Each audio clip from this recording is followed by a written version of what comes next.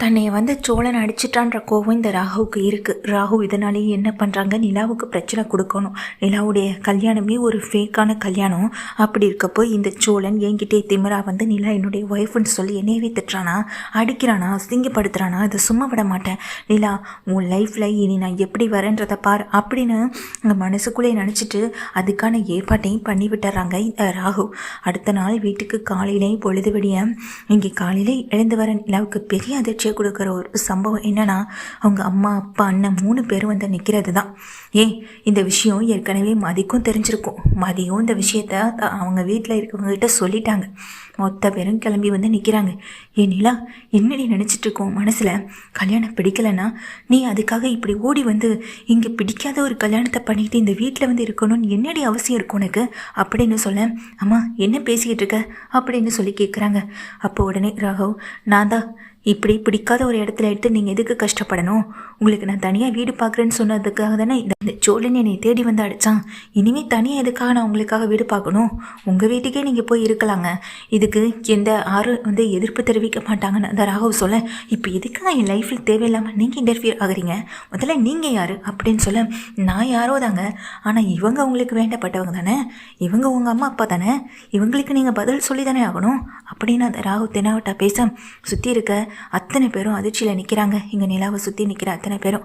நிலா கேட்குறாங்க, இப்போ எதுக்கு தேவையில்லாமல் இங்கே பிரச்சனை பண்ணிட்டு இருக்கீங்கன்னு சொல்ல, என்னடி இவ்வளோ பெரிய விஷயம் நடந்திருக்கு, கொஞ்சம் கூட எதுவுமே இல்லாமல் இப்படி சகசமாக பேசிக்கிட்டு இருக்கேன் அப்படின்னு சொல்லும்போது, அம்மா இப்போ என்ன நடந்துச்சுன்னு சத்தம் போட்டுட்ருக்கேன்னு சொல்லி கேட்க, பிடிக்கலைன்னா வர வேண்டியதானே நிலா அப்படின்னு சொல்லும்போது, நானும் அந்த கல்யாணம் பிடிக்கலன்னு தானேப்பா உங்ககிட்ட சொன்னேன். ஆனால் நீங்கள் யாரும் என் பேச்சை கேட்கலையே. என் பேச்சை கேட்காம அந்த சூர்யா கூட தான் என் கல்யாணத்தை பண்ணுவேன்னு சொன்னீங்க. எனக்கு அவங்கள கல்யாணம் பண்ணிக்க விருப்பம் இல்லை. அதுக்காக தான் வேறு வழி இல்லாமல் வீட்டை விட்டு கிளம்பலான்னு முடிவு பண்ணேன். அப்படி கிளம்பி வரும்போது தான் வேறு வழி இல்லாமல் போலீஸ் ஸ்டேஷன், அப்புறம் சோழனை கல்யாணம் பண்ணிக்கிற நிலைமை, இப்போ டிவோர்ஸ்னு எல்லாமே நடந்துகிட்ருக்கு. எல்லாம் தெரிஞ்சு தானே நிற்கிறீங்க அப்படின்னு சொல்லி கேட்க, எதுக்கடி உனக்கு இந்த வீட்டில் இருந்துக்கிட்டு கஷ்டப்படணும்? வானிலா, நம்ம வீட்டுக்கு போயிடலாம்.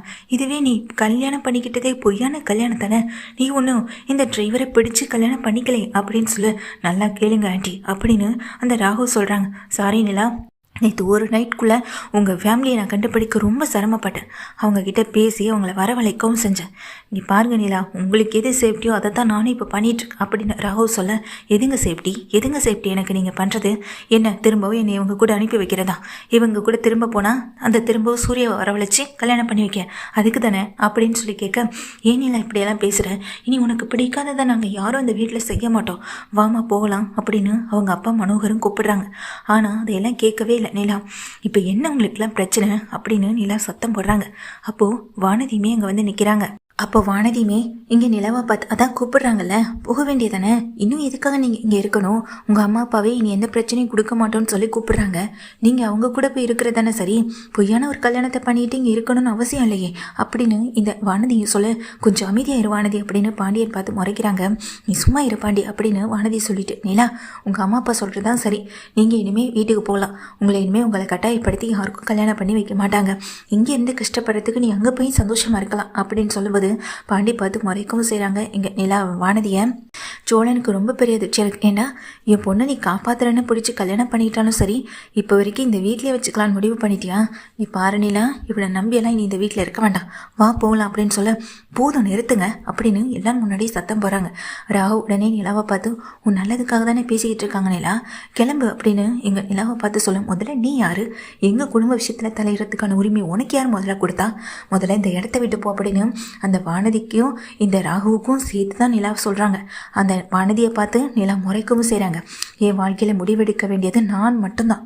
நான் தான் என் வாழ்க்கைக்கான முடிவையும் எடுப்பேன். அதை யாரும் சொல்லி எடுக்கணுன்ற அவசியம் எனக்கு கிடையாது. எது சரி எது தப்புன்னு எனக்கு நல்லா தெரியும் அப்படின்னு சொல்ல, இப்போ என்னங்க தப்பாக சொல்லிட்டாங்க?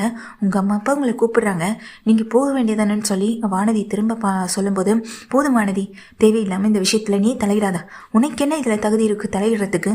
எங்கள் குடும்பத்தில் யாருக்கும் தகுதி இல்லைன்னு சொன்னால் அழுதன நீ, அப்போ இந்த விஷயத்தில் தலையிடறதுக்கு மட்டும் உனக்கு என்ன தகுதி இருக்குது அப்படின்னு சொல்ல, பாண்டிய பேசின உடனே வானதி அமைதியாக நிற்கிறாங்க.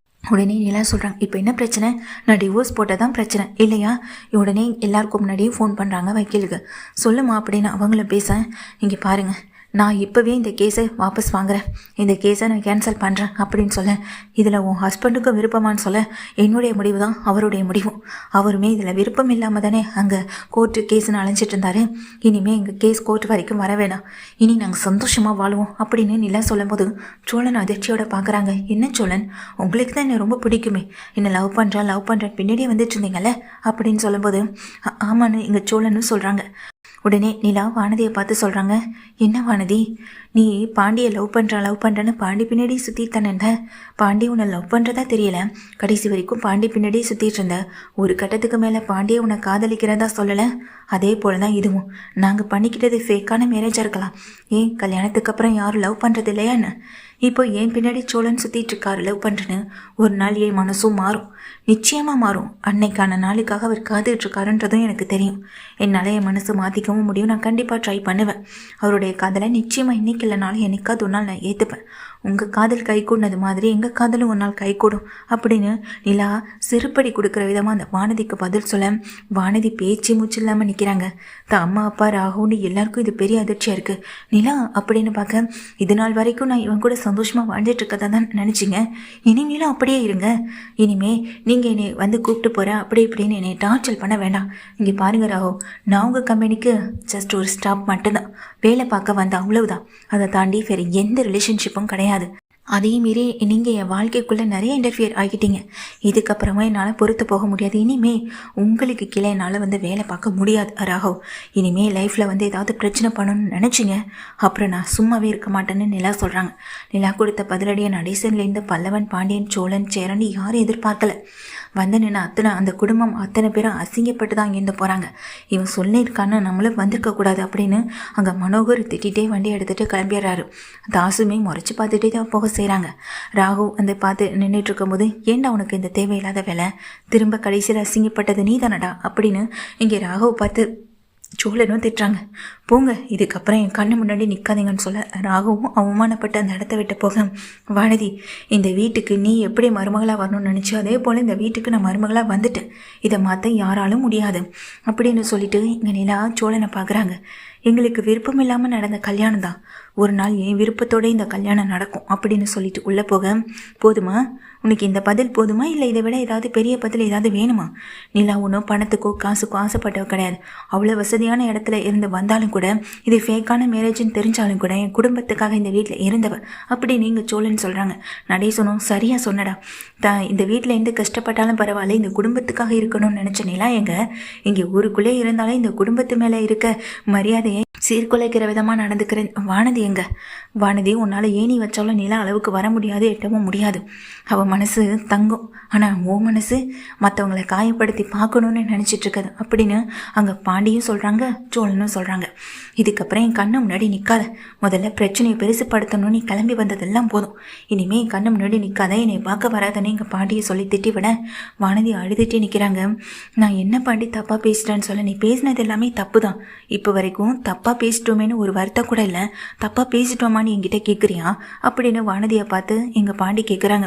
கரெக்டாக கேளுன்னு அப்படின்னு இங்கே சோழனை சொல்ல, உனக்காக தானே இந்த வீட்டில் பேசினேன்னு சொல்ல, எனக்காக உன்னை நான் பேச சொன்னேன்னா, இந்த வீட்டில் எப்படி என்னன்னு எனக்கு மட்டும்தான் தெரியும், உனக்கு என்ன தெரியும் அப்படின்னு அங்கே பாண்டி கேட்குறாங்க. வானதிக்கு பேச்சு மூச்சே இல்லை, அமைதியாகவே நின்றுட்டுருக்கேன். ஆனால் ஒரு வழியாக என்னுடைய காதல் கை கூறத்துக்கு நீ ஒரு விதத்தில் உதவி பண்ணியிருக்க வானதி, அதுக்கு உனக்கு வேணா நன்றி சொல்லிக்கிறேன் நீங்கள் சோழன்னு சொல்கிறாங்க. நீலா இப்போதே என் மனசை புரிஞ்சுக்கிட்டாங்களே, அது வரைக்கும் சந்தோஷம். அந்த ராகுவோடைய பிரச்சனையும் முடிஞ்சுது. இதுக்கப்புறம் இந்த பிரச்சனையை பற்றி பேச மாட்டோம். முக்கியமாக எங்கள் டிவோர்ஸ் கேஸை வாபஸ் வாங்க வச்சதுக்கும் ரொம்ப நன்றி. முதல்ல இடத்த காலி பண்ணுமா, திரும்ப இங்கே எந்த பிரச்சனையை பெருசு பண்ணாதுன்னு வீட்டில் இருக்க எல்லாமே வானதியை விரட்டி விட தான் செய்கிறாங்க. வானதி அழுதுகிட்டே அந்த வீட்டை விட்டு போக தான் செய்கிறாங்க. நிலாவுக்கு மனசுக்கு இப்போ தான் கொஞ்சம் ஃப்ரீயாக நிம்மதியாகவும் இருக்கவும் செய்யுது.